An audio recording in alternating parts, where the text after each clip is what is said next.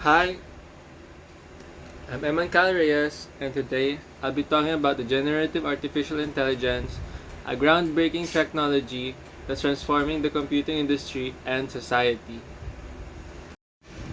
Oh yeah, this is hard. How do I make things easier?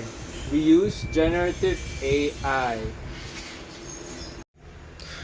Generative AI refers to artificial intelligence systems that can create new content, whether it's text, images, music, or even videos.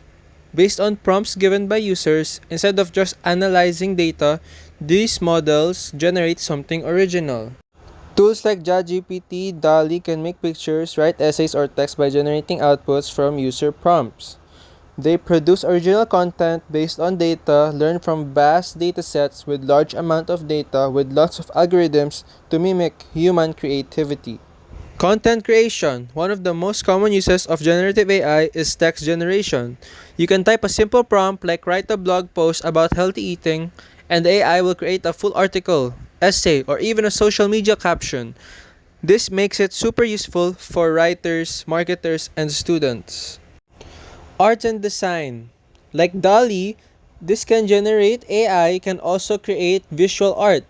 You describe what you want, like a sunset over a futuristic city, and the AI generates an image that matches your description. Artists and designers use this to brainstorm ideas or create unique digital art. Music and audio. AI can compose music or generate sound effects. For example, you can ask for a calm piano melody and the AI will produce an original track. This is great for content creators and musicians looking for inspiration. Now let's talk about how they work. Step 1. Data collection and learning.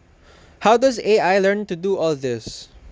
First, these models are trained on huge amounts of data, text, images, sounds, so they learn patterns like colors, styles, and objects. The more data they learn from, the better they become in generating accurate results based on your prompts. Neural network and transformers. Behind the scenes, generative AI uses neural network and transformers. For example, if I type a cat wearing sunglasses, the transformer processes the text, recognizes words like cat and sunglasses, and understands how to combine them into one image. Transformers are key because they figure out relationships between words and concepts. Token and context. When you type a prompt, the AI breaks it into tokens, smaller parts of text. For a cat wearing sunglasses, tokens might be a cat wearing, then sunglasses. The AI then understands the context. The sunglasses should go on the cat, not the other way around. Now, feedback mechanism. Generative AI improves through feedback. After generating an image, users can say if it's good or bad.